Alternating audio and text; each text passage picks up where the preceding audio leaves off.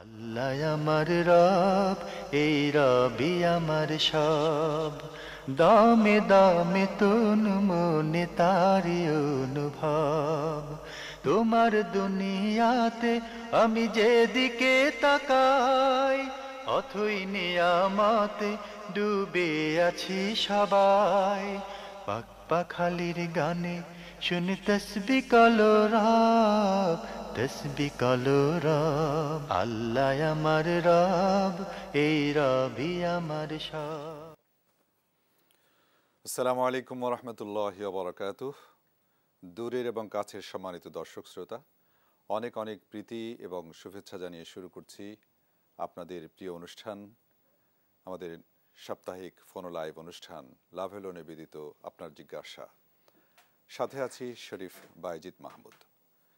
দর্শক, আজও আপনাদের জিজ্ঞাসার জবাব দেওয়ার জন্য স্টুডিওতে উপস্থিত রয়েছেন প্রখ্যাত আলেমে দ্বীন ডক্টর মোহাম্মদ সাইফুল্লাহ। আসসালামু আলাইকুম ওরহমতুল্লাহি ওবারাকাতুহু। দর্শক শ্রোতা, কালের পরিক্রমায় আরও একটি বছর আমাদের থেকে বিদায় নিয়ে আমরা আজকে 2021 সালের প্রথম দিনে এই অনুষ্ঠানে হাজির হতে পেরে আল্লাহর শুকরিয়া আদায় করছি। আপনাদেরকে এই নতুন বছরের শুভেচ্ছা জানাচ্ছি। যে মোহতারাম, কেমন আছেন? আলহামদুলিল্লাহ, আপনি কেমন আছেন? ভালো আছেন? আলহামদুলিল্লাহ। আমরা নতুন বছরে পদার্পণ করলাম, তো এই যে সময় যে চলে যায় এই বিষয়ে ইসলামের দৃষ্টিভঙ্গি কি? এই যে কাল, অনেকে গতকাল রাতটাকে খুব ঘটা করে উদযাপন করেছে, জি জি। এই বিষয়ে ইসলামের দৃষ্টিভঙ্গি কি? ধন্যবাদ আপনাকে, অত্যন্ত গুরুত্বপূর্ণ একটি বিষয় আমাদের সামনে উপস্থাপন করেছেন। প্রথম কথা হচ্ছে যে এই যে দিন রাত যে একটা পরিক্রমা আবর্তন হচ্ছে আল্লাহ রাব্বুল আলামিনের নির্দেশ, অবশ্যই। এবং এর সাথে আল্লাহ রাব্বুল আলামিন সরাসরি তার আল্লাহ তাআলার যে কাজগুলো আছে সেই কাজগুলোকে আল্লাহ রাব্বুল আলামিন এর সাথে সম্পৃক্ত করেছেন। ফলে তিলকাল আইয়ামু নুদাউলুহা বাইনান নাস, আল্লাহ তাআলা বলে দিয়েছেন এই দিবসগুলোকে, এই দিনগুলোকে নুদাউলুহা বাইনান নাস, মানুষের মধ্যে আবর্তন করে থাকে আমি নিজেই। আল্লাহ তাআলা নিজেই বলতেছেন আমরা এগুলোকে আবর্তন করে থাকি। তাই এই যে পরিবর্তন বা আবর্তন, এর কোনো ক্ষমতা কোনো ব্যক্তির নেই। ফলে পৃথিবীর কোনো মানুষের সামর্থ্য নেই যে দিনকে রাতে পরিণত করতে পারবে অথবা রাতকে দিনে পরিণত করতে পারবে। রাইট। 2 নম্বর বিষয় হচ্ছে মানে কোনো ব্যক্তি পৃথিবীর যতই সম্পদের অধিকারী হোক না কেন, যতই ক্ষমতার অধিকারী হোক না কেন, যতই শ্রেষ্ঠ হোক না কেন, তার এই সামর্থ্য নেই যে তিনি একটা সেকেন্ডকে বলবে যে ওয়েট ফর মি, যে আমার জন্য একটু অপেক্ষা করো। এটুকু সুযোগ নেই। এটা আল্লাহ সুবহানাহু ওয়া তাআলার কর্তৃত্বের মধ্যে অন্তর্ভুক্ত এবং আল্লাহ রাব্বুল আলামিনের নির্দেশের অধীনস্থ। ফলে দিবস চলে যাচ্ছে, রাত চলে যাচ্ছে।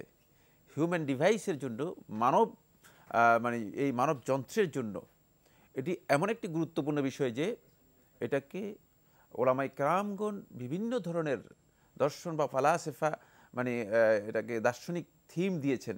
এটা অনেক দীর্ঘ আলোচ্য বিষয়, কিন্তু মূল কথা যেটা সেটা হচ্ছে এটা হচ্ছে একজন মানুষের নিজের জীবনের জন্য, জীবন যাপনের জন্য এটা হচ্ছে একমাত্র মূলধন, একমাত্র মূলধন। ফলে আল্লাহ সুবহানাহু ওয়া তাআলা কোরআনে কারীমের মধ্যে ওয়াল আসরি ইন্নাল ইনসানা লাফি খুসর ইল্লাল্লাযীনা আমানু ওয়া আমিলুস সালিহাত, একেবারে শেষ আয়াত পর্যন্ত সূরাতুল আসরের মধ্যে আল্লাহ রাব্বুল আলামিন এই মহাকালের সময়ের, এই যে সময়ের বিশাল একটি পরিক্রমা চলে যাচ্ছে, মানে কোথায় হারিয়ে যাচ্ছে, মানে আমাদের জীবন থেকে হারিয়ে যাচ্ছে আমরা বুঝতে পারতেছি, কিন্তু আমরা মোটেও উপলব্ধি করতে পারতেছি না। এই যে একটি মানে শুভঙ্করের ফাঁকির মতো বোঝাই যাচ্ছে না যে আসলে আমাদের জীবন থেকে কিভাবে চলে যাচ্ছে। এটাকে আল্লাহ রাব্বুল আলামিন আমাদের জীবনের সাথে কি নিবিড় সম্পর্ক রয়েছে এই সূরা এর মধ্যে এই বিষয়টি স্পষ্ট করে দিয়েছেন। এটা হচ্ছে আমাদের জীবনের মূলধন। এই বিষয়ে আমরা আবার আসবো ইনশাআল্লাহ। দর্শক, আমরা আপনাদেরকে জানাচ্ছি যে আমাদের এনটিভির ইসলামী অনুষ্ঠানের সময়ত পরিচালক, আপনাদের প্রিয় উপস্থাপক মোহতারাম জয়নুল আবদিন আজাদ অসুস্থ। আমরা আপনাদের কাছে তার আশু রোগ মুক্তির জন্য রব্বে কারিমের কাছে দোয়া করার আহ্বান জানাচ্ছি। তিনি যেন খুব দ্রুতই সুস্থ হয়ে আবার আমাদের মাঝে ফিরে আসতে পারেন, এই দোয়া কামনা করছি। দর্শক, এই মুহূর্তে যিনি লাইনে আছেন আপনার পরিচয় দিয়ে প্রশ্ন করুন। হ্যালো, আসসালামু আলাইকুম। ওয়ালাইকুম আসসালাম। কে বলছেন বোন, কোত্থেকে? আমি ঢাকা গাজীপুর থেকে বলছি, ভবানীপুর থেকে। জি, প্রশ্ন করুন। আমার একটু ডক্টর সাহেবের কাছে আমার অনেক প্রশ্ন আছে, অনেকদিন পরে লাইনটা পেয়েছি। জি জি, ডক্টর সাইফুল্লাহর কাছে আমার একটু প্রশ্ন আছে। জি বলুন। উনি শুনছেন, আপনার প্রশ্ন করুন। আচ্ছা ঠিক আছে শোনেন, আমার একটা ছেলে আছে, আমার ছেলের বয়স 14 বছর, 7 পর্যন্ত পড়াইছি। তখন আপনাদের এই অনুষ্ঠানটা দেখে আমার অনেক খারাপ লাগছে যে আমার ছেলেটাকে মাদ্রাসায় পড়াতে পারিনি। তা এখন আমি একটা মাদ্রাসায় দিছি, সেই মাদ্রাসায় বড় হুজুর বলে কি অন্য মানে উল্টা পাল্টা বলে, আপনাদের হাদিসের সাথে তার হাদিস মিলে না। সে বলে কি যে আহলুল হাদিস মানতে গেলে সবই মানতে হবে। তা আমরা তো সবই মানতে পারবো না, কিছু কিছু মানতে পারবো। তা এখন আমার ইচ্ছা আপনাদের মতন একটা মাদ্রাসায় আমি পড়াবো। আমার যদি ঠিকানাটা দেন তাহলে আমার ছেলেটারে ভর্তি করতে পারবো। 1 বছর ধরে আমার ছেলেটারে মাদ্রাসায় পড়াইতেছি। আচ্ছা এখন আমি ভালো একটা মাদ্রাসার মাধ্যমে আহলে সুন্নাত যে জায়গায়, আহলে হাদিস যে জায়গায়, সে জায়গায় আমি পড়াবো। আমার আচ্ছা খুব ইচ্ছা। ওকে আমি আরবিও জানি না, বাংলাও জানি না, কিন্তু আমার আচ্ছা ছেলেটারে পড়াইতে চাই। আচ্ছা জীবন, আপনার প্রশ্ন আমরা পেয়েছি। যে মোহতারাম শুনেছেন, উনি এই বিষয়ে আপনাকে পরামর্শ দিবেন। জি মোহতারাম পেয়েছেন। ধন্যবাদ। আসলে উনি যেটা প্রশ্ন নয় এটি, উনি একটা পরামর্শ চেয়েছেন। আপনি আপনার ছেলেকে ভালো মানের কোনো দিনী প্রতিষ্ঠানে পড়াতে পারেন যেখানে সহি আকীদা এবং কোরআন হাদিসের চর্চা করা হয়ে থাকে। সেক্ষেত্রে আমি আসলে সুনির্দিষ্ট প্রতিষ্ঠানের এখানে নাম উল্লেখ করতে চাই না। তো এক্ষেত্রে আপনি সংশ্লিষ্ট কারো মাধ্যমে পরামর্শ নিয়েই আপনি নির্দিষ্ট করতে পারেন যে কোথায় আপনি আপনার ছেলেকে পড়াবেন। তবে মাদ্রাসা তো বহু আছে, প্রতিষ্ঠান বহু আছে। এখানে খেয়াল রাখতে হবে যে মানে যে প্রতিষ্ঠানে আপনার সন্তানকে দিলে আপনার সন্তান সত্যিকার অর্থে একজন দ্বীনের আলেম হবে, একজন দাঈ আল্লাহ হবে, কোরআন এবং হাদিসের সত্যিকার অনুসারী হবে, এ ধরনের প্রতিষ্ঠানে দেওয়ার জন্য চেষ্টা করবেন। এক্ষেত্রে যদি কোনো যোগ্য আলেমের সাথে প্রাইভেটলি পরামর্শ করা যায় সেটা করতে পারেন। এটি আসলে টেলিভিশনের বিষয় নয় যে আমরা টেলিভিশনে বলবো যে অমুক প্রতিষ্ঠানে দেন, বা এটি আমরা বলবো না। জি জি ধন্যবাদ বোন, আশা করছি আপনি বিষয়টি বুঝতে পেরেছেন। এরপরে যিনি আছেন এই মুহূর্তে, পরিচয় দিয়ে প্রশ্ন করুন দর্শক। আসসালামু আলাইকুম। আসসালামু আলাইকুম। ওয়ালাইকুম আসসালাম, কে বলছেন বোন? হ্যালো। আসসালামু আলাইকুম। ওয়ালাইকুম আসসালাম। দর্শক আপনার পরিচয় দিয়ে প্রশ্ন করুন, একটু জোরে বলবেন। আমি বগুড়া থেকে বলছি, আমার নাম রূপালী। জি আমার প্রশ্ন হচ্ছে, আমার বাচ্চা মারা গেছে, জন্মের 1 দিন পরে মারা গেছে বাচ্চাটা। বাচ্চাটা মারা গেছে, এই সম্পর্কে মানে নবী সাল্লাল্লাহু আলাইহি ওয়াসাল্লাম কি বলে গেছে, অনেক হুজুর অনেক কথা বলে। আর হচ্ছে বাচ্চার নাম রাখছিলাম আমরা আব্দুল্লাহ রাফিউ। এটা কি মানে ঠিক আছে নাকি? মানে আকিকা করা হয়ে গেছে, বাচ্চা 1 দিন পরে মারা গেছে, এই সম্পর্কে একটু যদি কথা বলেন। ওকে ওকে বোন রূপালী। জি মোহতারাম, ওনার বগুড়া থেকে প্রশ্ন করেছেন, জন্মের 1 দিন পরে ওনার বাচ্চা মারা গেছেন, আকিকাও করে ফেলেছেন, নাম রেখেছিলেন আব্দুল্লাহ আল রাফিউন। তো বিষয়টা এখন কোরআন হাদিসের দৃষ্টিতে। ধন্যবাদ। এই বোনকে অত্যন্ত গুরুত্বপূর্ণ প্রশ্ন করেছেন। আপনার যে বাচ্চা মারা গিয়েছেন এর জন্য আল্লাহ রাব্বুল আলামিনের কাছে সওয়াবের আশা করুন। আল ইহতিসাবু ইলাল্লাহ, প্রথম কাজ হচ্ছে আল্লাহ রাব্বুল আলামিনের কাছে আপনাকে সওয়াবের আশা করতে হবে, সওয়াবের জন্য আল্লাহ তাআলার কাছে দরখাস্ত করতে হবে। দ্বিতীয় হচ্ছে রাসূলুল্লাহ সাল্লাল্লাহু আলাইহি ওয়াসাল্লামের সহিহ হাদিস দ্বারা প্রমাণিত হয়েছে এই ধরনের সন্তানরা কিয়ামতের দিন পিতামাতার জন্য যদি তারা ঈমানের উপর তাদের মৃত্যু হয়ে থাকে, আল্লাহ রাব্বুল আলামিনের কাছে শাফাআত করবে, সুপারিশ করবে। সুতরাং আল্লাহ তাআলার কাছে দোয়া করুন যে আল্লাহ সুবহানাহু ওয়া তাআলা মেহেরবানি করে যেন আপনার সন্তানকে আপনাদের জন্য পিতামাতার জন্য সুপারিশ করার সেই সুযোগ করে দেন। তবে এর জন্য শর্ত রয়েছে, এটি একেবারে উন্মুক্ত নয়, মানে উইদাউট এনি কন্ডিশন নয়, মানে কোনো শর্ত ছাড়া নয়। শর্ত হচ্ছে অবশ্যই পিতামাতা ঈমানের উপর তাদের মৃত্যু হতে হবে। 3 নম্বর যে বিষয়টি সেটা হলো, এই ক্ষেত্রে আপনি আপনার সন্তানের জন্য আল্লাহ রাব্বুল আলামিনের কাছে দোয়াও করতে পারেন, দোয়া করা জায়েজ। আবু হুরায়রা থেকে বর্ণিত সহিহ হাদিস দ্বারা সাব্যস্ত হয়েছে দোয়া করতে পারবেন আল্লাহ তাআলার কাছে, আপনি তার জন্য দোয়া করুন। আর যে নামটি আপনি রেখেছেন আব্দুল্লাহ রাফি, এই নাম রাখাও জায়েজ রয়েছে, এতে কোনো ধরনের সমস্যা নেই। আকিকা এবং নাম রাখা দুইটাই সুন্নাহসম্মত, এই দুটি যে আমল করেছেন অবশ্যই এর জন্য আপনারা রাসূলুল্লাহ সাল্লাল্লাহু আলাইহি ওয়াসাল্লাম সুন্নাহ অনুসরণ করার কারণে এই সুন্নতি আমলের জন্য আল্লাহ তাআলার কাছে এর উত্তম প্রতিদান আল্লাহ রাব্বুল আলামিন আপনাদেরকে দিবেন, যদি সত্যিকার ইখলাসের সাথে এবং আন্তরিকতার সাথে নিজেদের নিয়তকে পরিশুদ্ধ করে এই কাজটি করে থাকেন। জি মোহতারাম, আপনি বলছিলেন যে যে নতুন বছর সম্পর্কে, কালের গর্ভে হারিয়ে যাওয়ার সময়ের সম্পর্কে। জি একটু ভাইয়া একটু ফোন আছে। জি সরি দর্শক, আসসালামু আলাইকুম, পরিচয় দিয়ে প্রশ্ন করুন। জি আমি মোহাম্মদ আশিকুর রহমান বলছি ঢাকা থেকে। জি আমার প্রশ্নটা ছিল এমন কোন ক্লাবের সদস্য হওয়া কি ইসলামী দৃষ্টিতে মানে ঠিক হবে? যে ক্লাব আপনার রেস্টুরেন্ট আছে ওদের, এরপরে হচ্ছে বিভিন্ন সোশ্যাল অ্যাক্টিভিটিও করে, কিন্তু সাথে সাথে তাদের নিজস্ব বারও আছে এবং ওই বারে ওরা বিভিন্ন ওয়াইন বা মদ যেটাই হোক বিক্রি করে, ওই ক্লাবের সদস্য হওয়া কি ইসলামী দৃষ্টিতে কোরআন হাদিসের আলোকে ঠিক হবে? ওকে ভাই, খুবই জীবন ঘনিষ্ঠ প্রশ্ন করেছেন, মোহতারাম পেয়েছেন প্রশ্ন। কি কিসের একটা একটা প্রতিষ্ঠানের সদস্য, নামটা মিস করেছে। আপনি কি আছেন দর্শক আমাদের সাথে? জি আছি। জি, কোন প্রতিষ্ঠানের সদস্য আপনি বললেন? মানে এমন কোন ক্লাবের সদস্য কি এমন হওয়া কোন যাবে? ক্লাবের, ওকে ওকে, জি জি পেয়েছি। জি, এমন কোন ক্লাবের উনি সদস্য হতে পারবেন কিনা যাদের বিভিন্ন প্রতিষ্ঠান আছে, পাশাপাশি বারও রয়েছে, ক্লাব রয়েছে ইত্যাদি? জি না, প্রথম কথা হচ্ছে ইমানদার ব্যক্তি, মুসলিম ব্যক্তি ইসলাম এলাউ করে না এই ধরনের কোনো কাজের সাথে সম্পৃক্ত হওয়া তার জন্য হারাম, জায়েজ নেই। শুধু সম্পৃক্ততা নয়, বরং আল্লাহ সুবহানাহু ওয়া তাআলা কোরআন কারীমে সূরা আল মাইদার 2 নম্বর আয়াতের মধ্যে আল্লাহ তাআলা বলে দিয়েছেন, ওয়ালা তাআওয়ানু আলাল ইসমি ওয়াল উদওয়ান, পাপের কাজে এবং সীমালঙ্ঘনের কাজে পরস্পরকে তোমরা সহযোগিতা করতে পারবে না। সুতরাং এই কাজে পরস্পর সহযোগিতা করাটাও, সম্পৃক্ত হওয়া তো দূরের কথা, সহযোগিতা করাটাও হারাম। তাই যদি এমন কোনো ক্লাব বা এমন কোনো প্রতিষ্ঠান হয় যে প্রতিষ্ঠান সরাসরি কিছু হারামের সাথে সম্পৃক্ত, তাদের বার রয়েছে, তাদের আরও খারাপ মানে কোনো ধরনের প্রজেক্ট রয়েছে, যদি কোনো ইমানদার ব্যক্তি জানেন তার জন্য হারাম হচ্ছে তিনি এর সাথে নিজেকে সম্পৃক্ত করবেন অথবা মানে এর সদস্য হবেন, এর সদস্য পদ গ্রহণ করাও জায়েজ নেই এবং এরকে সহযোগিতা করাও জায়েজ নেই। শুধু সদস্যপদ নয়, সদস্যপদ হলে এর মধ্যে সম্পৃক্ত হয়ে যাওয়া পরিপূর্ণ। আর একটা হচ্ছে শুধু মেম্বারশিপ নয়, বরং এর সাথে সহযোগী হওয়া কোনো না কোনো দিক থেকে, এটাও ইসলামী শরীয়তের মধ্যে হারাম। জি, ধন্যবাদ ভাই আশিকুর রহমান। আশা করছি আপনার প্রশ্নের যথার্থ উত্তর পেয়েছেন। দর্শক যিনি আছেন পরিচয় দিয়ে প্রশ্ন করুন। আসসালামু আলাইকুম, আমি তামিম ঢাকা থেকে বলছিলাম। তামিম? জি তামিম, জি প্রশ্ন করুন। শাহেখের কাছে আমার প্রশ্ন হলো, মেডিকেল স্টুডেন্টদের জন্য তো মানে কঙ্কাল কেনা লাগে অনেক সময়, বা মানুষের দেহ কাটাছাড়াও করা লাগে। তো আমরা জানি যে মানে ইসলামে মানে কোনো বিশ্বাসী মানে মুসলিমের কঙ্কাল কেনা বা তার দেহ কাটাকে নিষেধ করা হয়েছে। একটু কি জোরে বলবেন, আপনাকে আমরা কম শুনতে পাচ্ছি। আমার প্রশ্নটা হচ্ছে মানে মুসলিমদের জন্য তো মানে অন্য কোনো মুসলিমের দেহ কাটাছেড়া করা বা তার কঙ্কাল কিনে পড়ালেখা করা তো নিষিদ্ধ। জি, কিন্তু মানে মেডিকেল স্টুডেন্টদের এটা করাই লাগে আমাদের দেশের প্রেক্ষাপটে। জি জি, মানে এই ক্ষেত্রে আমাদের করণীয় কি, নিরুপায় হয়ে গেলে? খুবই সুন্দর প্রশ্ন করেছেন। জি মোহতারাম, আপনি প্রশ্নটি পেয়েছেন? জি, প্রশ্ন পেয়েছি।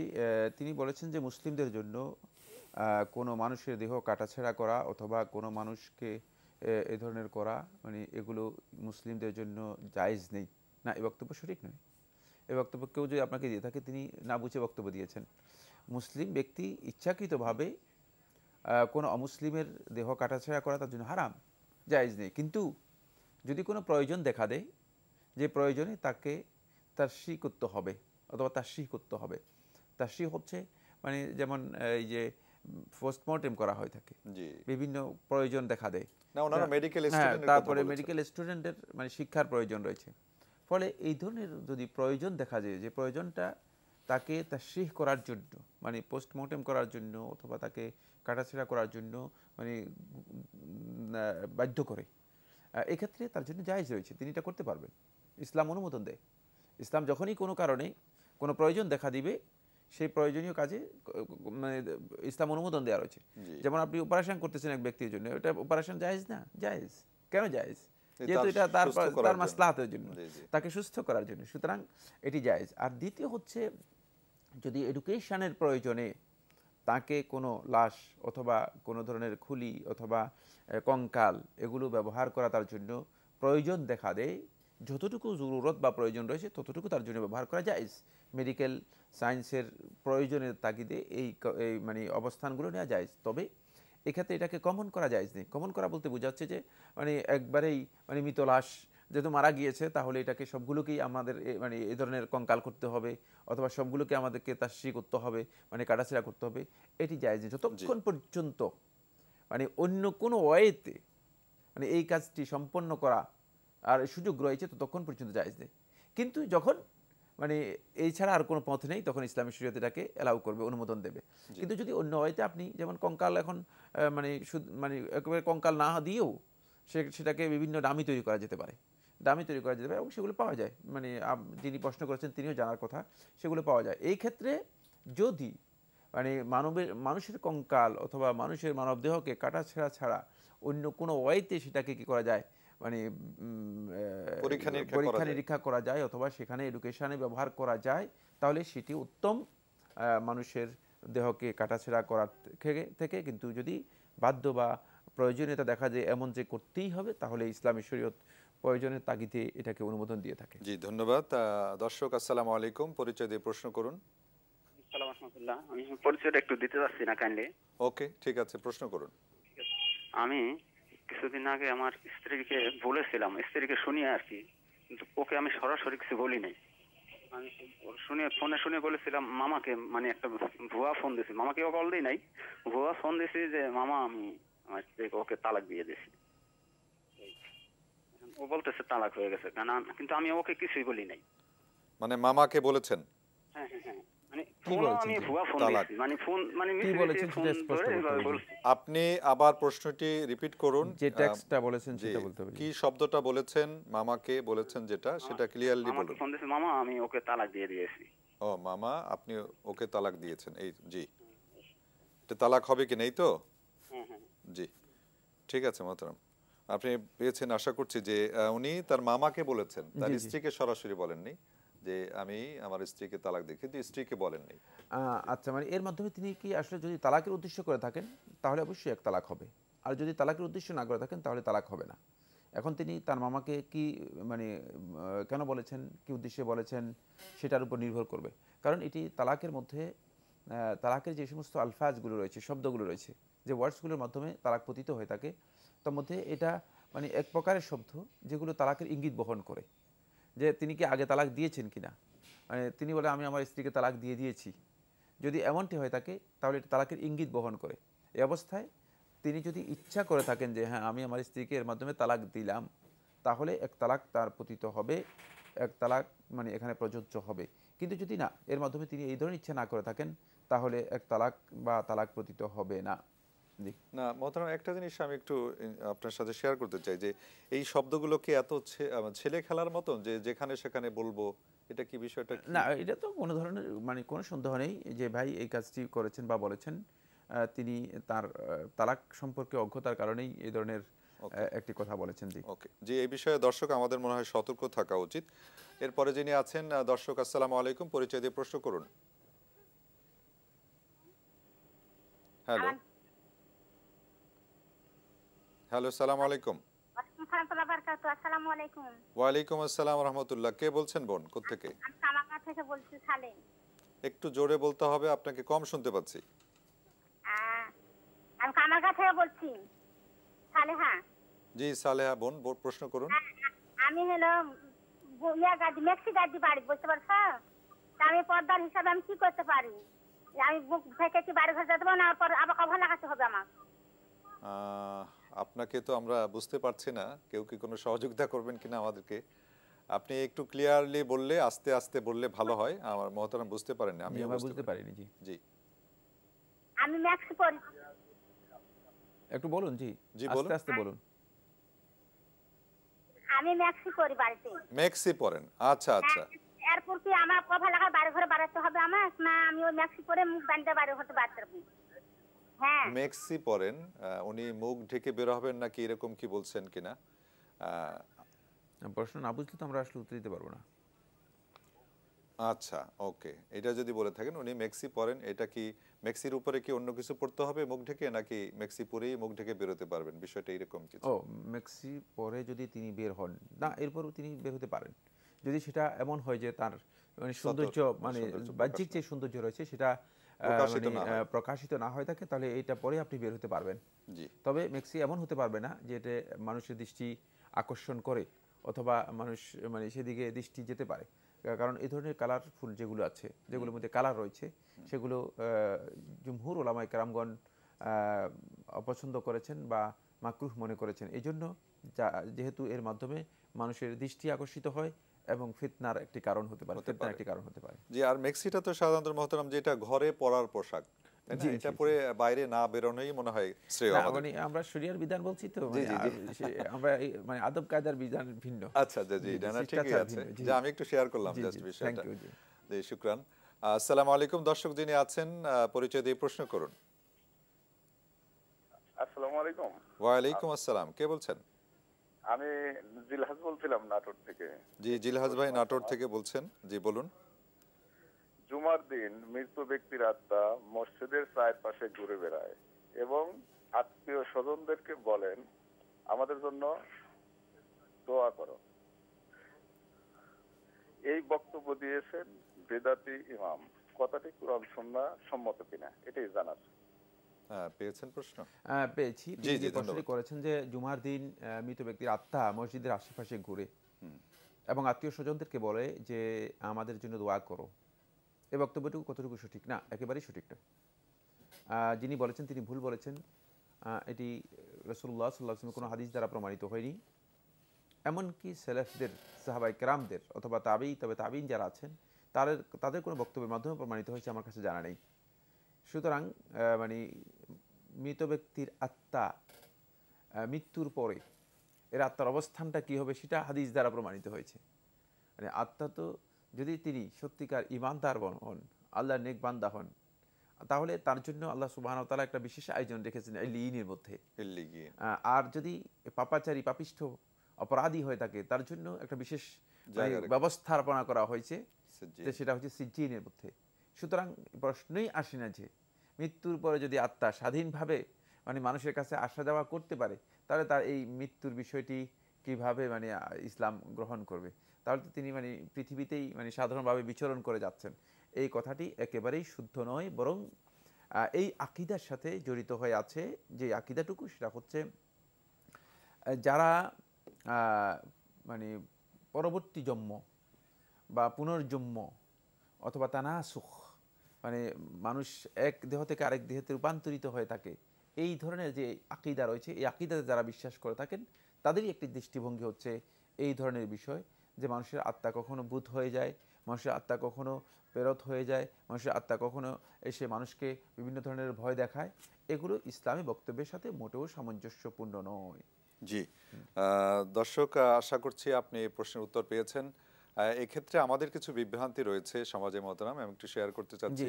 যে আপনি যেটা বললেন, দেখা যায় যে আমাদের কিছু নোভেল নাটক আমাদের এখানে অতটা না, কিন্তু কোন কোন দেশে এরকম বা অন্য আপনি যেটা টাচ করলেন যারা এই ইসলামে বিশ্বাসী বা এই ধর্মে বিশ্বাসী, তারা এই জাতীয় ফিল্ম সিনেমা ইত্যাদি করে থাকেন। তা আমরা যেন মুসলমান যারা, আমরা এই জিনিসটা যেন বিশ্বাস না করি যে আত্মা, আপনি যেটা অলরেডি আলোচনা করেছেন যে আত্মা আবার আসেন অন্য কোনো একটা শরীরে, এটা প্রতিস্থাপিত হয়, তারপর তার যে প্রতিশোধ স্পৃহা থাকে সেটাকে বাস্তবায়ন করে। এই বিষয়টা মনে হয় আমাদেরকে একটু সতর্ক হওয়া দরকার। দর্শক যিনি এই মুহূর্তে লাইনে আছেন পরিচয় দিয়ে প্রশ্ন করুন। আসসালামু আলাইকুম। হ্যালো। আসসালামু আলাইকুম। ওয়ালাইকুম আসসালাম, কে বলছেন দর্শক থেকে? আমি ঝিনাইদহ থেকে মারুফ বলতেছি। জি, আব্দুল মালিক ভাই প্রশ্ন করুন। বলতেছি ওযু করার সময় কি কথা বলা যাবে? জি, ওযু করার সময় কি কথা বলা যাবে? ওযু করার সময় কথা বলা যাবে কিনা? জি মোহতারাম। উযু করার সময় কথা বলা যাবে কিনা? হ্যাঁ, উযু করার সময় কথা বলতে পারবেন। কথা বলা হারাম বা নিষিদ্ধ নয়। কথা বলা শুধুমাত্র সলাতের মধ্যে কথা বলা নিষিদ্ধ। এছাড়া আর যত প্রকার ইবাদত রয়েছে প্রত্যেকটি ইবাদতের মধ্যেই কথা বলা জায়েজ। খাওয়ার সময় কথা বলা জায়েজ, উযু করার সময় কথা বলা জায়েজ রয়েছে। আল্লাহ আমার রব, এই রবই আমার সব। আল্লাহ আমার রব, এই রব। লাভ হলো নিবেদিত আপনার জিজ্ঞাসা অনুষ্ঠানে। মোহতারাম, আমরা আজকের প্রাসঙ্গিক বিষয় ছিল সময়, জি, এবং এই যে নববৎসর নিয়ে কথা বলছি। ধন্যবাদ। আমরা লাস্ট যে কথাটি বলেছি সেটা হচ্ছে সময়কে আল্লাহ সুবহানাহু ওয়া তাআলা মানুষদের জন্য, মানব জীবনের জন্য মূলধন হিসেবে আখ্যায়িত করেছেন। ফলে যাতে করে এই সময়, যেহেতু এর গতি দেওয়া হয়েছে, এর গতিতেই সে চলে যাবে। এখন একজন মানুষ মানে এই বিষয়টি কিভাবে বুঝবে, উপলব্ধি করবে, এই জন্য আল্লাহ রাব্বুল আলামিন খুব ভালো করে বিষয়টি বুঝেন। অত্যন্ত ইম্পর্টেন্ট একটি বিষয়, সেটা হচ্ছে আল্লাহ সুবহানাহু ওয়া তাআলা সময়ের প্রত্যেকটি পর্যায়কে আল্লাহ রাব্বুল আলামিন বিভিন্ন ব্র্যাকেট দিয়েছেন, বন্ধনী দিয়েছেন। ফলে দিবসকে মানে আল্লাহ সুবহানাহু ওয়া তাআলা দিন এবং রাত এই দুইয়ের মধ্যে ভাগ করে দিয়েছেন, বুঝাতে করে সময় যখন মানুষ বুঝতে পারে, এটাকে যদি আল্লাহ সুবহানাহু ওয়া তাআলা ইচ্ছা করতেন পুরোটাই দিন করে দিতে পারতেন। কোরআনের মধ্যে রয়েছে, যদি আমি ইচ্ছা করতাম তাহলে এটা পুরোটাই একদিনই পরিণত করে দিতে পারতাম, যদি আমি ইচ্ছা করতাম পুরোটাকে রাতে পরিণত করে দিতে পারতাম, এবং কিয়ামত পর্যন্ত আর দিন রাতের পরিবর্তন হতো না। কিন্তু সেটা আল্লাহ তাআলা ইচ্ছাকৃতভাবে করেননি, কারণ এটা মানুষের বান্দার জন্য ওয়াজাআলা আল-লাইলা ওয়ান-নাহারা খিলফাতান লিমান আরাদা আন ইয়াযাক্কার আও আরাদা শুকুরা। এটা আল্লাহ সুবহানাহু ওয়া তাআলা স্পষ্ট করে বলে দিয়েছেন, রাত্র এবং দিনকে আল্লাহ সুবহানাহু ওয়া তাআলা এইভাবে সেট করে দিয়েছেন যাতে করে যারা সত্যিকার আল্লাহ রাব্বুল আলামিনের কৃতজ্ঞ বান্দা হবে, ওই বান্দেগীর মানে মূল দাবি অনুযায়ী তারা আল্লাহ রাব্বুল আলামিনের শুকরিয়া আদায় করতে পারবে, যে বুঝতে পারবে যে তাদের জীবন জন্য এটি কত গুরুত্বপূর্ণ। ফলে এর একটা বন্ধনী প্রথমে দিয়েছেন, যেটা ব্র্যাকেট, সেটা হচ্ছে দুই ভাগে ভাগ করে দিয়েছেন। দুই ভাগে ভাগ করার পরে দিবসের প্রত্যেকটি প্রহরকে আলাদা আলাদা করেছেন, যাতে করে প্রত্যেকটি প্রহর মানুষ বুঝতে পারে। আপনি দেখেন সকাল আর দুপুর এক নয়, দুপুর আর মানে সন্ধ্যা এক নয়, মানে এর মধ্যে একটু পার্থক্য রয়েছে, পার্থক্য করে দিয়েছেন। হ্যাঁ, মানে পুরো দিনটাকে কিন্তু একই টার্ম করতে পারতেন, একই ডিজাইন করতে পারতেন, একই ডিজাইন করেন নাই, যাতে করে প্রত্যেকটি ক্ষণ একজন ব্যক্তি বুঝতে পারে যে আমার জীবন থেকে এই মুহূর্ত, এই প্রহরটুকু চলে যাচ্ছে। ফলে আল্লাহ সুবহানাহু ওয়া তাআলা কোরআনে কারীমের মধ্যে আল্লাহ রাব্বুল আলামিন দিবসের যতগুলো প্রহর রয়েছে, রাতের যতগুলো প্রহর রয়েছে, ওয়াল ফাজর ওয়া লায়ালিন আশর, দিবস ওয়াস সুবহি ওয়াল লাইলি ওয়াদ দুহা, এইভাবে আল্লাহ রাব্বুল আলামিন দিবসের যতগুলো প্রহর রয়েছে, রাতের যতগুলো প্রহর রয়েছে, সবগুলোর কসম করে আল্লাহ সুবহানাহু ওয়া তাআলা কোরআনে কারীমে উল্লেখ করেছেন। সুবহানাল্লাহ। সবগুলো কেন? যাতে করে বান্দাগণ বুঝতে পারে যে এই যে এটা যে কত বেশি গুরুত্বপূর্ণ তাদের জীবনের মধ্যে। এটাকে হেলায় খেলায় মন মতো যদি কেউ নষ্ট করে তাহলে সে সবচেয়ে বেশি ক্ষতিগ্রস্ত হবে। ফলে আমাদের জীবনে মানে এই দিবস যখন চলে যায় তখন দিবস আমাদেরকে হাতছানি দিয়ে যাচ্ছে এই কথা বলে যে আমি বিদায় নিয়ে গেলাম, আমরা বুঝতে পারতেছি। এরপরেও যদি কেউ সত্যিকার মানে কৃতজ্ঞতা প্রকাশ করার, সত্যিকার উপদেশ গ্রহণ করার মতো জ্ঞান না রাখে, তাহলে বুঝতে হবে যে সেই ওই ব্যক্তির মতো যে নির্বোধ, ওই ব্যক্তির মতো যে পাগল। আমরা নির্বোধ এখান থেকে আবার আসবো ইনশাল্লাহ। দর্শক, আমরা প্রশ্নে যাচ্ছি। যিনি এই মুহূর্তে আছেন লাইনে, পরিচয় দিয়ে প্রশ্ন করুন। আসসালামু আলাইকুম। হ্যালো, আসসালামু আলাইকুম।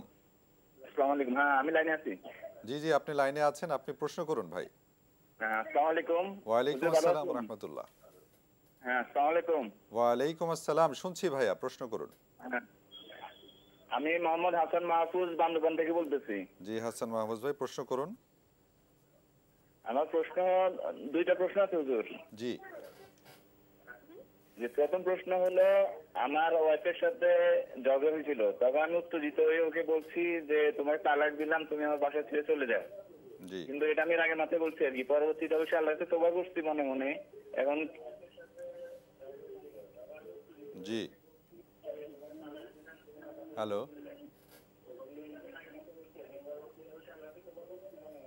জি হ্যালো হাসান মাহমুদ, শোনা যাচ্ছে না আপনাকে ভাই? এখন কি এটা কি তালাক হয়ে যাবে নাকি কোনো অপশন আছে? আপনার আংশিক শুনতে পেলাম। আচ্ছা, দ্বিতীয় প্রশ্ন। আবার দ্বিতীয় প্রশ্ন হলো, আমার দুইটা বাচ্চা আছে, একটা বাচ্চাটা এখনো আকিকা করতে পারি নাই। জি। তো এখন আমি মানে এখনো মানে আকিকা করতে পারি নাই, তো আমি মানে সামর্থ্য এখনো হয় নাই, যে সামর্থ্য হলে কোথাও যাবে। কয় বছর বয়স, কয় বছর পর্যন্ত আকিকা করা যায়? আপনার সন্তানের বয়স কত যার আকিকা করতে পারে? বয়স হলো আমার 4 বছর হয়ে আসছে, আরেকটা বয়স হলো 1.5 বছর। আচ্ছা, 4 বছর আর 1.5 বছর। কোন বাচ্চার করা হয়নি? ওকে ওকে ভাইয়া। হাসান মাহমুদ, আপনার প্রশ্নের উত্তর আসছি মহতারাম। ওনার স্ত্রীর সাথে ঝগড়া করে তালাক দিয়েছিলেন, পরে উনি মনে মনে তওবা করেছেন ইত্যাদি, এই বিষয়টা আপনি কি বলবেন? তালাকের মাসালাটি তওবার সাথে জড়িত নয়, তওবা করলেই হয়ে যাবে ব্যাপারটি এমন নয়। আর 2 নম্বর বিষয় হচ্ছে, এই বিষয়ে মানে সুস্পষ্টভাবে কোনো একজন যোগ্য আলেমের কাছে গিয়ে আপনি তার সাথে কাউন্সিলিং করুন, আলোচনা করুন, তাহলে তিনি আপনাকে বলে দিবেন যে তালাকটা কতটুকু প্রযোজ্য হয়েছে বা হয়নি, কীভাবে আপনি তালাক দিয়েছেন। সেখানে আপনার বক্তব্য স্টেটমেন্ট যেটি রয়েছে সেটা লিখিতভাবে তার কাছ থেকে দিয়ে লিখিতভাবে তার কাছ থেকে ফতোয়া নেওয়ার জন্য চেষ্টা করুন। তবে কোনো সন্দেহ নেই আপনার এই মানে তালাক দিলাম বা তালাক দেওয়ার এই কথাগুলো সত্যিকার অর্থেই ভয়ঙ্কর, কিন্তু এগুলোকে আমরা অনেকেই মনে করেছি এগুলো তো সাধারণ বিষয়। আবার তিনি মনে করেছেন যে এটা মনে হয় তওবা করলেই মানে এখান থেকে কি হয়ে যাবেন তিনি, এটা তওবার সাথে জড়িত মাসআলা নয়। তওবা হচ্ছে গুনার সাথে জড়িত মাসআলা, আর তালাক হচ্ছে হকের সাথে জড়িত মাসআলা। সুতরাং মানে তালাক আপনি দেওয়ার মাধ্যমে তালাক হয়ে যাবে, কিন্তু আপনার তালাক হয়েছে কিনা সেটা নির্ভর করবে আপনি আপনার যে স্টেটমেন্ট রয়েছে সেটা যদি কোনো যোগ্য একজন আলেমের কাছে দিয়ে এই বিষয়টি জেনে নেওয়ার জন্য চেষ্টা করুন। জি জি, এরপরে উনি আরেকটি প্রশ্ন করেছেন, দুটি বাচ্চা আছে, একটির আকিকা করেছেন, এখন সামর্থ্য নেই, আরেকটি করতে পারেননি, বয়স হচ্ছে 1 বছর আর 4 বছর। সামর্থ্য না থাকলে আকিকা করা সুন্নাহ নয়। আকিকা সুন্নাহ হচ্ছে সামর্থ্যের সাথে। যেহেতু আপনার সামর্থ্য নেই, সুতরাং আপনার জন্য আকিকা করা সুন্নাহ নয়। এক্ষেত্রে আপনি যদি সামর্থ্যবান হন তাহলে পরবর্তীতে আপনি আকিকা করতে পারেন। যদি একদল ওলামায়ে কেরাম বলেছেন যদি সেই শিশু বয়সে থাকে, 2 বছর এর মধ্যে যদি থাকে, তাহলে একদল ওলামায়ে কেরাম বলেছেন যে তার আকিকা করা জায়েজ রয়েছে। বাকি এই মাসআলাটি আলেমদের মধ্যে দ্বিমত রয়েছে বা ইখতিলাফি মাসআলা, মত বিরোধপূর্ণ মাসআলা, সেটা হচ্ছে যে এই ধরনের ব্যক্তি যদি তিনি আকিকা না করে থাকেন, তিনি কি পরবর্তীতে যে কোনো সময় আকিকা করে দেবেন না কি আকিকা করবেন না? একদল ওলামায়ে কেরাম বলেছেন পরবর্তীতে যে কোনো সময় তিনি আকিকা করে দিতে পারবেন। আর একদল ওলামায়ে কেরাম বলেছেন যে না, তিনি যেহেতু শিশুকালেই আকিকার হক হচ্ছে মূলত এই সময় যেহেতু তিনি আকিকা করেননি, তাহলে তিনি আর আকিকা না করলেও কোনো অসুবিধা নেই। আর বাকি আপনার মাসআলাটি পুরোটাই আলাদা, সেটা হচ্ছে এটা সামর্থ্যই নেই, সুতরাং আপনার উপরে আকিকা করার বিষয়টি বিধান প্রযোজ্য হবে না। জি, শুকরিয়া ভাইয়া হাসান মাহমুদ, আশা করছি আপনার প্রশ্নের উত্তর পেয়েছেন। এরপরে যিনি আছেন দর্শক, আপনার পরিচয় দিয়ে প্রশ্ন করুন। হ্যালো। হ্যাঁ জি, বলবো, আমি এখন বলছি। জি, আসসালামু আলাইকুম। ওয়ালাইকুম আসসালাম।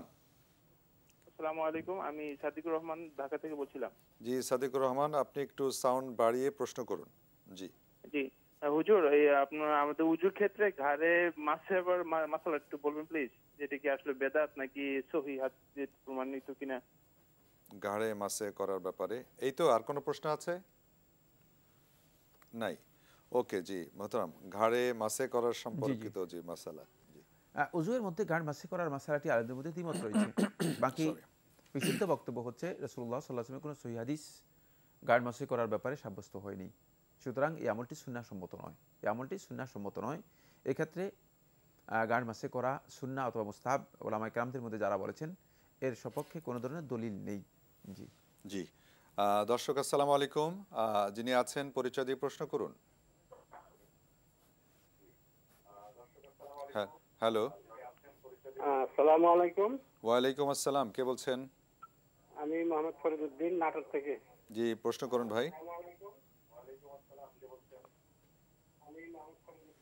হ্যালো। আমার প্রশ্ন হচ্ছে যে আমাদের দেশে তো বেশিরভাগ মসজিদ, হ্যাঁ হ্যালো বলুন। হ্যাঁ, আমাদের দেশে বেশিরভাগ মসজিদই মাযহাব ভিত্তিক, বিশেষ করে হানাফি মাযহাব দ্বারা আমরা করি তাদের অনুসরণ। জি, আপনি থেমে থেমে বললে তো ভাইয়া সময় কি হবে? যখন ইমামের সাথে নামাজ পড়ি, হ্যাঁ জি,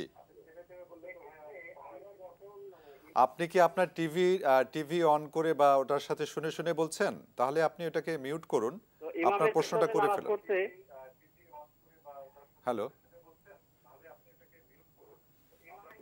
দর্শক, আপনি আমার কথা শুনুন। আপনি যদি টেলিভিশনের ভলিউম অন করে আনমিউট করে যদি কথা বলে থাকেন তাহলে আমাদের সময় নষ্ট হবে, অন্য দর্শকরা মাহরুম হবে। অনুগ্রহ করে আপনার টিভিটা মিউট করে আপনি প্রশ্ন করে ফেলুন, তারপরে আপনার আনসারটি আপনি আনমিউট করে আবার শুনুন। জি প্লিজ প্রশ্ন করুন। হ্যালো। হ্যাঁ প্রশ্ন করুন ভাই। হ্যালো জি বলুন। হ্যালো, আমরা শুনছি, প্রশ্ন করুন আপনি। জি, আমি মিরপুর পল্লবী থেকে বলছি, ডক্টর ওয়াজুদ। জি মিরপুর থেকে বলছেন। জি, যে আমরা অনেক সময় এমন কিছু সভা বা অনুষ্ঠান বা ঘরোয়া জড়োয়ায় হাজির হই, তখন হয়তো দেখা যায় যে সিনিয়র ব্যক্তি হিসাবে বলা হয় যে আপনি একটু দোয়া করেন।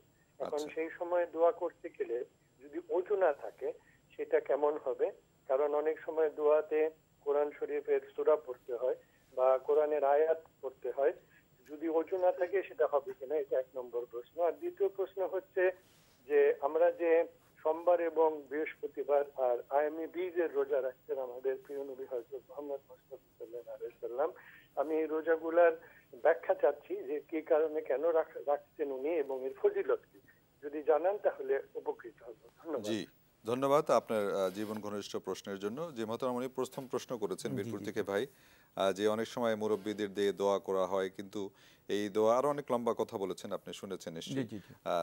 অজু ছাড়া দোয়া করলে দোয়া হবে কিনা বিষয়টি মূল প্রশ্ন। ধন্যবাদ। আপনার যে প্রশ্ন সেটা হচ্ছে, যদি আমরা দোয়া করতে হয় উজু ছাড়া যদি আমরা দোয়া করি, কোরআনের আয়াতগুলো তেলাওয়াত করি, তাহলে কি আমাদের দোয়া হবে কিনা? অবশ্যই হয়ে যাবে। দোয়ার জন্য শর্ত নয় যে উজু থাকতে হবে। সালাতের জন্য শর্ত হচ্ছে উজু, দোয়ার জন্য উজু শর্ত নয়। সুতরাং আপনি যদি দোয়া করেন, সে দোয়া আপনার উজু ছাড়াও করতে পারেন, আর উজু সহ করলে কোনো সন্দেহ নেই এটি আদব হব, একটা শিষ্টাচার সৌন্দর্য রয়েছে। সেই সৌন্দর্য হচ্ছে উজু সহ কেউ দোয়া করা। কিন্তু উজু ছাড়া যদি কোনো কারণে তিনি দোয়ার করার প্রয়োজন হয়, তিনি দোয়া করতে পারবেন। দোয়ার জন্য কোরআনে কারিমের আয়াত যদি কেউ দোয়া হিসেবে তেলাওয়াত করে থাকেন, তিনি সেটা তেলাওয়াত করতে পারবেন, এতে তিনি গুনাহগার হবেন না। যেমনিভাবে হাদিসে যে দোয়াগুলো রাসূলুল্লাহ সাল্লাল্লাহু আলাইহি ওয়াসাল্লাম শিক্ষা দিয়েছেন, সেগুলো তিনি পড়তে পারবেন, এর জন্য উজু শর্ত নয়। জি, ধন্যবাদ। এরপরে উনি প্রশ্ন করেছেন যে ওনারা যে আইয়ামে বীজের রোজা সম্পর্কে যে মাসালাটা জানতে চাচ্ছেন। আপনি দুইটি প্রশ্ন করেছেন এখানে একসাথেই। সেটা হচ্ছে সোমবার এবং বৃহস্পতিবার রোজা রাখার বিষয়টি রাসূলুল্লাহ সাল্লাল্লাহু আলাইহি ওয়াসাল্লাম সহিহ হাদিস দ্বারা সাব্যস্ত হয়েছে। রাসূলুল্লাহ সাল্লাল্লাহু আলাইহি ওয়াসাল্লাম এই প্রশ্নের উত্তরের মধ্যে বলেছেন যে আল্লাহ নবী সাল্লাল্লাহু আলাইহি ওয়াসাল্লাম বলেছেন, এই দুই দিনে বান্দাদের আমলগুলোকে আল্লাহ রাব্বুল আলামিনের কাছে উত্তোলন করা হয়, তুলে ধরা হয়, পেশ করা হয়। সুতরাং এই জন্য আমি পছন্দ করি থাকি যে আমার আমলগুলোকে আল্লাহ তাআলার কাছে পেশ করা হোক, ওয়া আনা সাইম, আমি রোজাদার। এই কারণে রাসূলুল্লাহ সাল্লাল্লাহু আলাইহি ওয়াসাল্লাম এই দুই দিনের সিয়ামকে অনেক বেশি গুরুত্ব দিতেন। তাই জুমহুর উলামায়ে কেরামগণ বলেছেন যে সুন্নাহ অথবা মুস্তাহাব হচ্ছে সোম এবং বৃহস্পতিবারের সিয়াম পালন করা।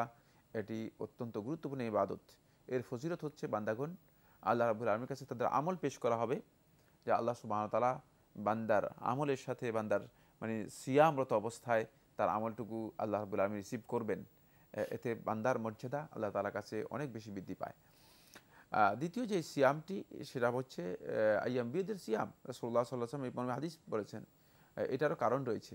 সেই কারণ হচ্ছে একটা সুনির্দিষ্ট কারণ হলো যে মানে বছরে মাসের মধ্যে 13, 14, 15 এই 3 দিনের একজন মানুষের যে স্বাভাবিক মানে শরীরের মধ্যে যে রক্ত মানে পরিক্রমা মানে সঞ্চালন হয়ে থাকে, যেটা রক্তের যে মানে পরিক্রমাটি হয়ে থাকে, সেটাকে মূলত এটি সময়ের সাথে একটা সম্পর্ক রয়েছে। এই ক্ষেত্রে সবচেয়ে বেশি এই 3 দিনে মানুষের উপর প্রভাব বিস্তার করে থাকে। ফলে মানুষ এই 3 দিনে সিয়াম পালন করলে শারীরিকভাবে সুস্থ থাকা এবং সে ব্যক্তি বিভিন্ন ধরনের ব্যাধি থেকে নিজেকে মুক্ত করতে পারে। তার মধ্যে চরম ব্যাধি যেটা হচ্ছে মানে প্রেশার জাতীয় যে ব্যাধিগুলো আছে, সেগুলো মানে এই 3 দিনের সিয়ামে রক্তের যে প্রবাহটা, এই প্রবাহটা বেশি হয় মানবদেহের মধ্যে। আচ্ছা, এটা বিভিন্ন বক্তব্যের মাধ্যমে প্রমাণিত হয়েছে। শেখুল ইসলাম ইবনে কাইয়িম রাহমাতুল্লাহি আলাইহি তিব্বুন নববীর মধ্যে এদিকে ইঙ্গিত করেছেন। ফলে এই 3 দিনের সিয়াম মানুষের জন্য অত্যন্ত উপকারী। নবী সাল্লাল্লাহু আলাইহি ওয়াসাল্লাম এই 3 দিনের সিয়াম পালন করতে বলেছেন। মাসের মধ্যে এই 3 দিন যদি কেউ সিয়াম পালন করে থাকে, সেই ব্যক্তি গোটা জীবন সিয়াম পালন করা যে ফজিলত রয়েছে, সেই ফজিলত, সেই শ্রেষ্ঠত্ব সে ব্যক্তি লাভ করতে পারবে। সুবহানাল্লাহ। শুকরিয়া ভাই, আপনার প্রশ্নের মাধ্যমে দর্শকরা আশা করছি অনেক গুরুত্বপূর্ণ একটি ইনফরমেশন পেলেন মহতারাম থেকে। জাযাকাল্লাহু খায়রান। দর্শক এই মুহূর্তে যিনি আছেন পরিচয় দিয়ে প্রশ্ন করুন। হ্যালো, আসসালামু আলাইকুম। ওয়ালাইকুম আসসালাম ওয়া রাহমাতুল্লাহ। কে বলছেন বোন? জি, আমি ঈশ্বরদী থেকে রুমানা বলতেছি। একটু জোরে বলবেন, আমরা কম শুনতে পাচ্ছি। জি জি জি, আমার দুটি প্রশ্ন আছে। জি, পড়ুন। আমার প্রথম প্রশ্ন, আমরা যখন নামাজ পড়ি তখন সূরা কিরাতগুলো যখন পড়ি, এটা চোখ বন্ধ করলে একটু মনোযোগী হওয়া যায়, এটা করা যাবে কিনা? জি জি, বুঝেছেন প্রশ্নটা? না, আপনাকে আমরা প্রশ্নটা আবার রিপিট করার জন্য অনুরোধ করছি, কারণ শুনতে পাচ্ছি না আমরা ভালো করে। জি, আমরা যখন নামাজ পড়ি, জি, সূরা কিরাত যখন পড়ি নামাজের মধ্যে, জি, তখন আমরা চোখ বন্ধ করে সূরা কিরাতগুলো পড়তে পারবো কিনা? আচ্ছা আচ্ছা, সূরা কিরাত চোখ বন্ধ করে। জি, দ্বিতীয় প্রশ্ন।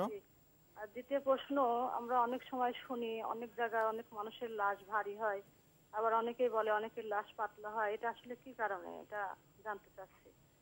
এটা পেয়েছেন দ্বিতীয় প্রশ্ন? জি, ওকে, ধন্যবাদ বোন, আপনি আমাদের সঙ্গে থাকুন, প্রশ্নের উত্তর। আচ্ছা, চোখ বন্ধ করে সূরা কিরাত পড়লে নামাজ হবে কিনা? নামাজের মধ্যে চোখ বন্ধ করে সূরা কিরাত পড়া এটি সুন্নাহ পরিপন্থী কাজ। কেউ কেউ এটাকে হারাম বলেছেন, আবার কেউ কেউ বলেছেন যে এটি সুন্নাহ পরিপন্থী একটি বেদাতি কাজ। তাই এটা যদি কেউ মনে করে থাকেন যে মনোযোগের জন্য চোখ বন্ধ করলে তার মনোযোগ বৃদ্ধি পাবে, তার এই বক্তব্যটুকু সঠিক নয়, বরং এটা ভুল। মনোযোগের জন্য কোরআনে কারীম তিলাওয়াত করতে হলে চোখ ওপেন রেখেই মনোযোগ বেশি হয়। মানে আপনি যে কোনো ইবাদতের মধ্যে, যে কোনো কাজের মধ্যে চোখ যখন আপনি চোখ আপনাকে বিভিন্ন দিক থেকে হেল্প করবে। মনোযোগটাকে আপনার বৃদ্ধি করার জন্য চোখের প্রয়োজন রয়েছে। এখন চোখকে যদি আপনি বাদ দিয়ে দেন তাহলে তো আপনি অন্ধকারের মধ্যে চলে গেলেন। আপনি আপনার জাত সত্তা যেটা আছে, সত্তাটাই আপনার অন্ধকারের মধ্যে চলে গেল। তো অন্ধকারের মধ্যে আসলে মনোযোগ তৈরি হয় না, মনোযোগ তৈরি হয় মূলত আলোর মধ্যে। ফলে রাসূলুল্লাহ সাল্লাল্লাহু আলাইহি ওয়াসাল্লামের নির্দেশনা হচ্ছে সালাতে আল্লাহর বান্দাগণ চোখ ওপেন করেই সালাত আদায় করবে, চোখ বন্ধ করে নয়। চোখ বন্ধ করে মনোযোগের যে বক্তব্যটি দেওয়া হচ্ছে এটি ভুল, এটি বেদাতি চিন্তাধারা। এর মাধ্যমে সূরা কেরাত তেলাওয়াত করলে যে মনোযোগ আসে এটা মূলত শয়তানের একটা প্রবঞ্চনা। কারণ এক্ষেত্রে সূরা কেরাতের মধ্যে মনোযোগ তো আসবেই না, বরং সূরা কেরাতের মধ্যে ভুল হওয়ার সম্ভাবনা থাকবে। তাই এক্ষেত্রে কারোর জন্য জায়েজ নেই যে তিনি সালাতের মধ্যে চোখ বন্ধ করে সূরা কেরাত তেলাওয়াত করবেন। মাঝে মধ্যে যদি মাঝে মধ্যে যদি এটা হয়ে যায় যে অজান্তে চোখ বন্ধ হয়ে গেল, না, যদি কারো ইচ্ছার বাইরে কোনো আমল হয়ে যায় সালাতের মধ্যে, সে আমল ধর্তব্য নয়। সে আমলের জন্য তাকে আল্লাহ সুবহানাহু ওয়া তাআলা পাকড়াও করবেন না। আর সেটা ইসলামের মধ্যে ইন্নাল্লাহা তাজাওয়াজা আন উম্মতি, আল্লাহ তাআলা উম্মতের থেকে এটা উঠিয়ে নিয়ে গেছেন, সেটা কোনো প্রশ্নই আসবে না। জি জি, ধন্যবাদ।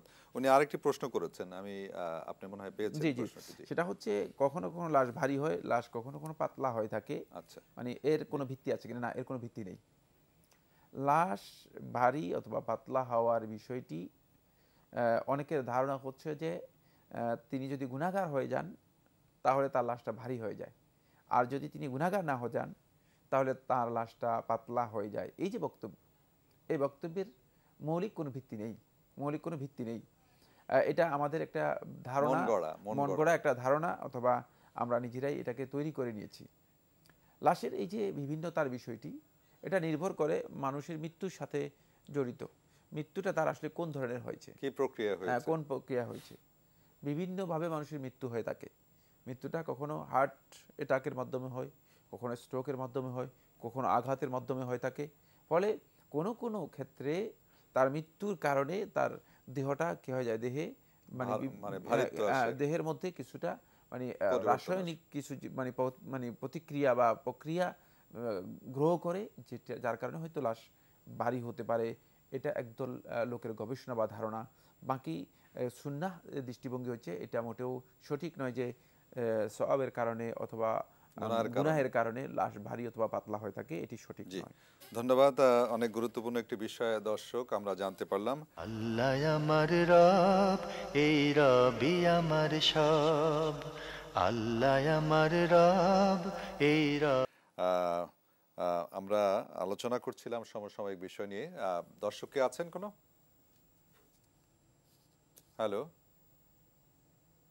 জি মোহতারাম, একটু আমরা আলোচনা আসি যে কথাটা আপনি বলছিলেন সবশেষে সময়ের বিষয়ে এবং এই নববর্ষ নিয়ে যে বিষয়টা। এরপরে যে পয়েন্টটি আমি আলোচনা করব সেটা হচ্ছে আল্লাহ তাআলার সবচেয়ে বড় মেহেরবানি হচ্ছে এই যে আল্লাহ সুবহানাহু ওয়া তাআলা এটাকে দিন, সপ্তাহ, তারপরে মাস, তারপরে বছর, এর মধ্যে আল্লাহ রাব্বুল আলামিন এটাকে আরো কিছু বন্ধনী দিয়েছেন, ব্র্যাকেট দিয়েছেন।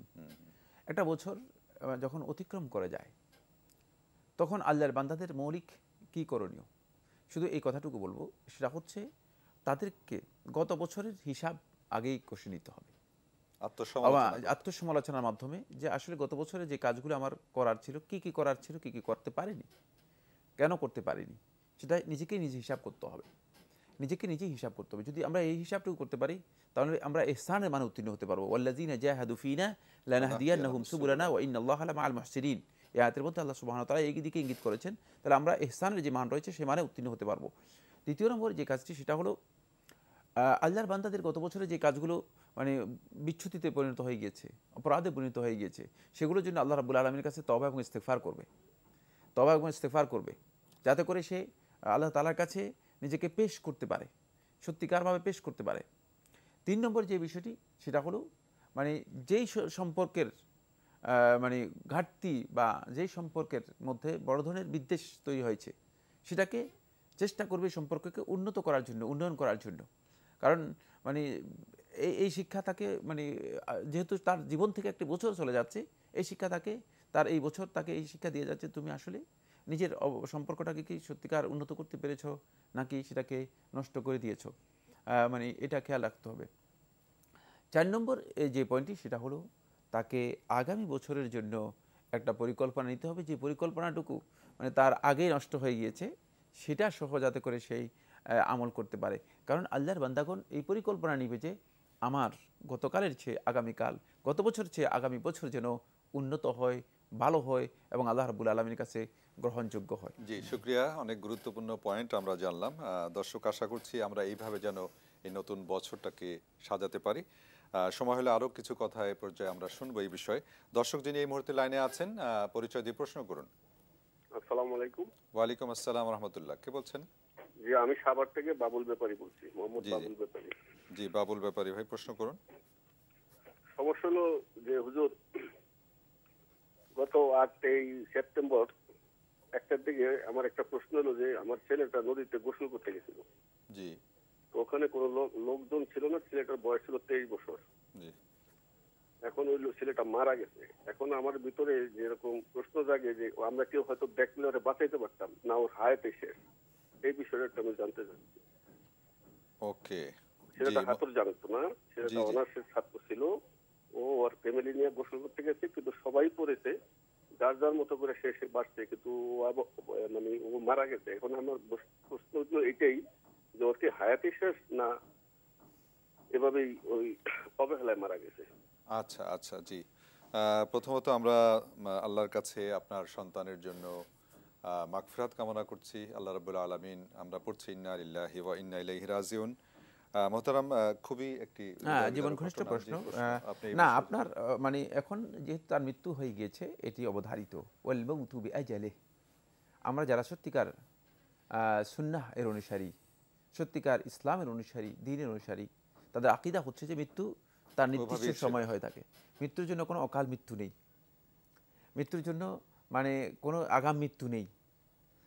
মৃত্যুকে একথা বলা যাবে না যে মানে অসময় মৃত্যু হয়ে গিয়েছে, এই কথাটা যারা বলেন এগুলো কুফরি।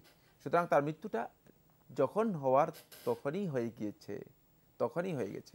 এখন এই অ্যানালাইসিস করার কোনো প্রয়োজন নেই যে আমি থাকলে অমুক থাকলে অথবা মানে অমুক ব্যক্তি গেলে তাহলে তার মৃত্যু হতো না, এটা এখন বলার সামান্যতম কোনো সুযোগ নেই। তবে আল্লাহর বান্দাদের জন্য করণীয় হচ্ছে প্রত্যেকটা কাজেই আল্লাহর বান্দারা সতর্কতা অবলম্বন করবে। এমন জায়গায় তিনি যাবেন না যে এই জায়গায় তার মানে যাওয়াটা মানে আশঙ্কাজনক, রিস্ক রয়েছে। যিনি সাঁতার জানেন না তিনি ওই নদীতে সাঁতার কাটার জন্য যাবেন কেন? তাহলে মানে 23 বছর বয়স, বোঝা যাচ্ছে যে তিনি সাঁতার জানতেন না, ফলে তিনি নদীতে যাওয়াটা তার জন্য এটা সঠিক হয়নি। কিন্তু এই বক্তব্যটি এখন নয়, এই বক্তব্যটি ছিল আগের। বুঝতে পেরেছেন কিনা? এখন যেটা সেবা বক্তব্য হচ্ছে সেটা তার মৃত্যু এভাবেই ছিল, এভাবেই হয়েছে এবং আল্লাহ তাআলার কাছে তার জন্য আপনাদের কাজ হচ্ছে একটাই, সেটা হলো সন্তানের জন্য আপনারা দোয়া করবেন। আমরাও দোয়া করি আল্লাহ সুবহানাহু ওয়া তাআলা তাকে ক্ষমা করে দিন এবং তাকে আল্লাহ রাব্বুল আলামিন উত্তম প্রতিদান দান করুন। আমিন। ওকে ভাই, বাবুল ভাই, আপনি মনে কষ্ট নেবেন না। এইটা অনুতপ্ত, যেটা শায়েখ বললেন যে আপনি থাকলে বা আপনারা থাকলে তাকে বাঁচানো যেতে পারত। আমরা যেটা শায়েখ বলছেন যে আমরা সবাই তার জন্য দোয়া করি, আল্লাহ রাব্বুল আলামিন যেন তাকে জান্নাত নসিব করেন। দর্শক, এই মুহূর্তে যিনি আছেন পরিচয় দিয়ে প্রশ্ন করুন। হ্যালো, আসসালামু আলাইকুম। ওয়ালাইকুম আসসালাম। মিন্টু বলছি। জি, আমার করোনা সাসপেক্টেড হয়েছে, এখন আমি তো তায়াম্মুম করতে হয়, আমার জন্য দোয়া করবেন একটু।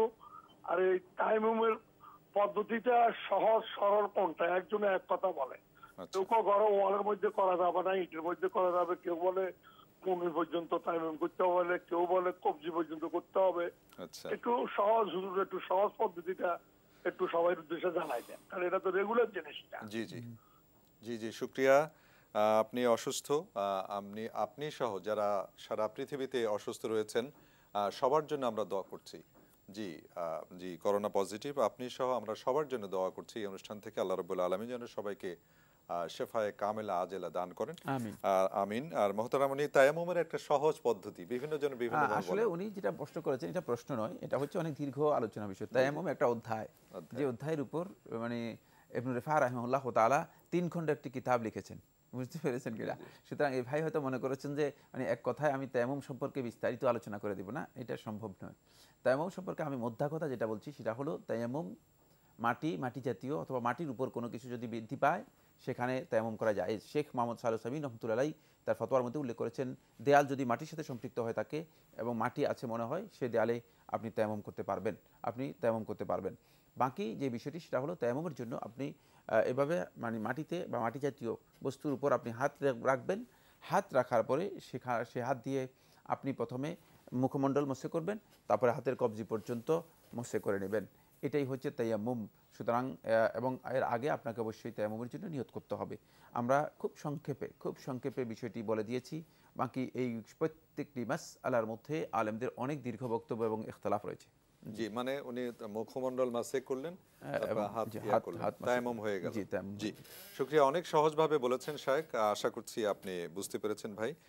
আল্লাহ রাব্বুল আলামিন আপনাকে শেফা কামেলা দান করুন।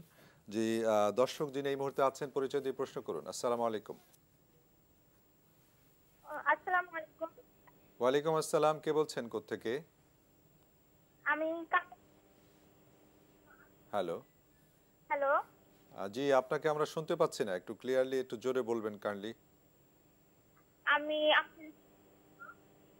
আপনার লাইনটা সম্ভবত ডিস্টার্ব করছে, আপনি পরে আবার চেষ্টা করুন। এরপরে যদি কেউ থাকেন দর্শক। আসসালামু আলাইকুম। হ্যালো,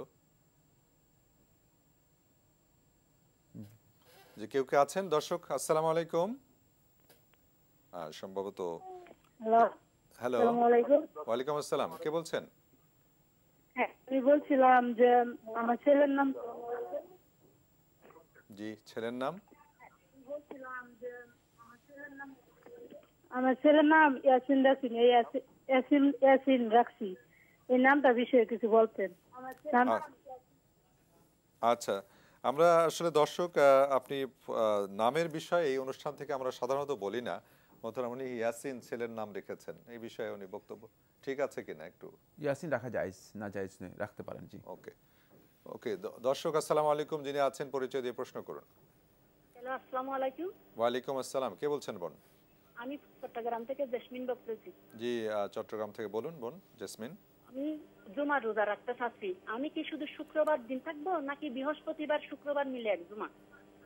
আচ্ছা, জি মোহতারাম, প্রশ্ন পেয়েছেন। তিনি কিসের রোজা রাখবেন? এটা জুমার রোজা রাখতে চাচ্ছেন। না, জুমার জন্য কোনো রোজা রাখার বিধান নেই। জুমার দিন শুধুমাত্র শুক্রবারে সিয়াম পালন করা, জুমাবারে সিয়াম পালন করা রাসূলুল্লাহ সাল্লাল্লাহু আলাইহি ওয়াসাল্লাম নিষেধ করেছেন।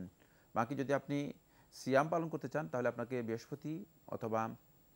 বৃহস্পতি শুক্র একসাথে অথবা শুক্র শনি একসাথে আপনি সিয়াম পালন করবেন, 2 দিনের সিয়াম পালন করবেন। কিন্তু এর চেয়ে উত্তম হচ্ছে সেটা হলো আপনি সোম এবং বৃহস্পতিবার সিয়াম পালন করা, যেহেতু রাসূলুল্লাহ সাল্লাল্লাহু আলাইহি ওয়াসাল্লাম সুন্নাহ দ্বারা সাব্যস্ত হয়েছে। এর মাধ্যমে আপনার দুটি আমল হয়ে যাবে। এবং সবচেয়ে বড় মর্যাদার আমল সেটা হচ্ছে যে বান্দাদের নেক আমলগুলো আল্লাহ তাআলার কাছে পেশ করা হবে এই অবস্থায় যে বান্দা সিয়াম পালন করছে। আল্লাহ তাআলার কাছে এটি সবচেয়ে মর্যাদাপূর্ণ একটি বিষয়। তাই আপনি এই সিয়ামটুকু তখন পালন করাটা আপনার জন্য উত্তম হবে জুমাবারের চেয়ে। জি, শুকরিয়া। আসসালামু আলাইকুম দর্শক, পরিচয় দিয়ে প্রশ্ন করুন। আসসালামু আলাইকুম হুজুর। জি, ওয়ালাইকুম আসসালাম, কে বলছেন? আমি সাভার থেকে হায়দার আলী বলছিলাম। জি, হায়দার আলী ভাই, প্রশ্ন করুন। আমার প্রশ্ন হলো যে আপনাদের আমার এই যে বিভিন্ন যে মাজার শরীফের পাশে যে মসজিদগুলো আছে, হ্যাঁ, জি, হুজুরদের মানে ইমাম সাহেবের দিকে একটু বলা উচিত না যে মাজারে যে মানুষ সেজদা করে, এটা ওনারা বলে না কেন? কি চাকরির ভয় বলে না? এখানে চাকরিটা চলে যাবে ওই মাজারের আন্ডারে ওই মসজিদটা, এই জন্য বলে না? বা এই যে বলে না যে এই জন্য কি তার কোনো মানে এটা গুনাহ হবে না? যে মসজিদের মাদ্রাসাতে মসজিদে বাইরে মাদ্রাসা ওই মাজারের মধ্যে আমি দেখছি প্রায় সময় সেজদা করে, মুনাজাত করে। আপনার বিষয়টি আমরা বুঝতে পেরেছি, কিছু বলতে পারে না। আচ্ছা, ঠিক আছে। যে মোহতারাম ওনার একটু ক্ষোভের সাথে উনি বললেন যে মাজারের পাশে যে মসজিদ আছে সেই মসজিদের থেকে বা অন্যান্য মসজিদের থেকে ইমাম সাহেবরা যথার্থভাবে এই বিষয়টি বলেন না যে এই যে মাজারে সিজদা করা হয় আর এটা ঠিক না, এটা কি চাকরির ভয়ে করেন না নাকি এই বিষয়ে? জি, এখানে আসলে মানে যারা এই কথাগুলো বলছেন না তাদের শুধু চাকরির ভয় নয়, অনেকগুলো বিষয় রয়েছে এখানে, অনেকগুলো কারণ হতে পারে। তবে এটা একটি কারণ হতে পারে, একটি কারণ হতে পারে, অনেকগুলো কারণ এর মধ্যে রয়েছে।